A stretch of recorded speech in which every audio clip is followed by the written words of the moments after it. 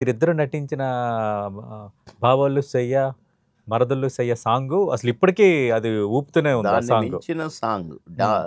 దానికి పోటీ పడే సాంగ్, దాన్ని డామినేట్ చేసే సాంగ్ ఇంతవరకు రాలేదని ప్రొడ్యూసర్ గారే చెప్పారు. ఓకే. ఓహ్! ఎడిటర్ మోహన్ గారు. హ్మ్. అది మా అదృష్టం. అదే. అవును. అందులోను మీరు, కోట శ్రీనివాసరావు గారు ఇద్దరు కనిపిస్తారు. మేము మాతో పాటు ఇంకొక 200, 300 మంది. మంది. అవును. ఓకే. అందరితో మేము ఒకళ్ళం. అవును సార్. కానీ హ్మ్. మాకు టాప్ పేరు రావటం, అందులో సిల్క్ స్మిత గారి పాట అది. అవును. ఆ పాట పెర్ఫార్మెన్స్‌తో బాబు మోహన్ పాట అయిపోవటం. హ్మ్. ఇదంతా మా అదృష్టం సార్. అదే సార్. మీరిందాక డాన్స్ కోసం మాట్లాడుతున్నప్పుడు నేనెక్కడో చూసాను. అంటే చిరంజీవి డాన్స్‌లంటే నాకిష్టము అని ఏదో సందర్భంలో అన్నారు. చిరంజీవి ఇష్టం గాదు. హ్మ్. ఆ సినిమా రిలీజ్ అయిన రోజు మా అయలోడు చిరంజీవి గారి షూటింగ్‌లో 'ముగ్గురు మనగాళ్ళ' ఏదో అవును ఆ సార్. ఆ షూటింగ్‌లో టైంలో వచ్చింది. హ్మ్. ఆ రోజు మేము భాస్కర్ ప్యాలెస్‌లో షూటింగ్‌లో ఉన్నాం. ఓకే. 11:30, 12 అప్పుడు బాబు మోహన్ పిలవండి అనంటే, "యమ్మ నేనేం తప్పు చేశానా ఏంటి? పిలవండి, పిలవండి బాబు మోహన్ పిలవండి. హ్మ్. ఇగో చిరంజీవి గారు పిలుస్తున్నారు బాబు మోహన్ చెప్పండి." అది ఏంటి అసలు ఇంత హడావుడిగా పిలుస్తున్నారని హ్మ్. వచ్చి, "అన్న, అన్న చెప్పండి అన్న. హ్మ్. కూర్చో, కూర్చో, కూర్చో. ఏంటి నువ్వు కృష్ణారెడ్డి గారి సినిమాలో ఏమన్నా సాంగ్ చేసినావా?" హ్మ్. "ఆ! చేశాను." "చూసావా? చూడలేదా?" "చూడలేదా? హ్మ్.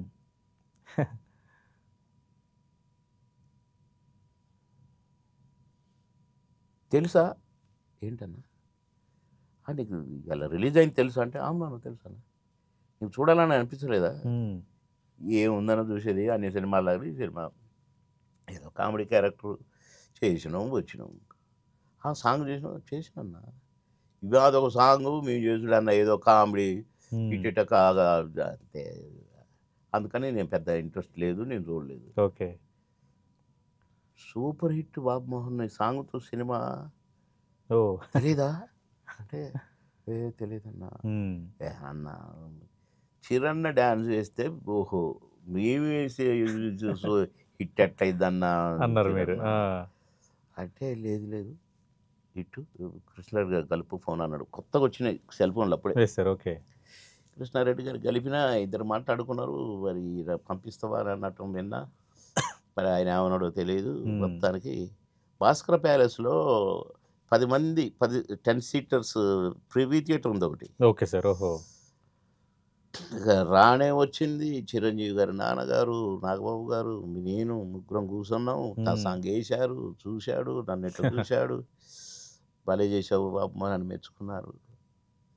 అది ఏంటో అద్ చిరంజీవి గారు మెచ్చుకోవటం అంటే అదే సార్. అవును. ఆయన గొప్ప మనసు. ఆయన గొప్ప మనసు. అవును. డాన్సు చిరన్న అసలు ఎంత కసితో చేసినట్టుంటదది.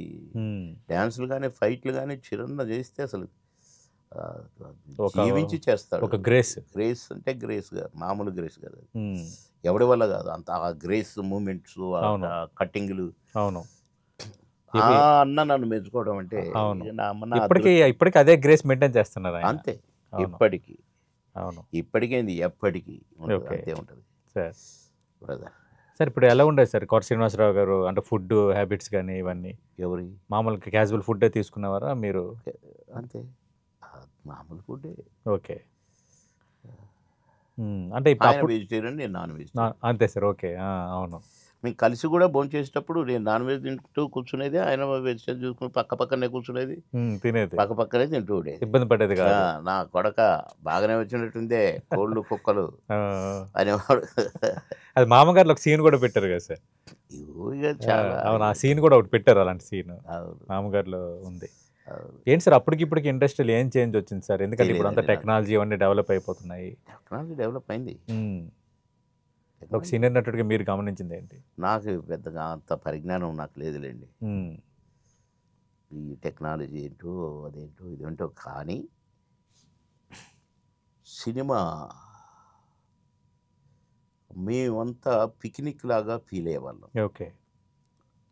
చెట్ల కిందనే కూర్చొని తినేది. హ్మ్. సరదాగా. అందరూ ఒక దగ్గర ఉండి తినేది. హ్మ్.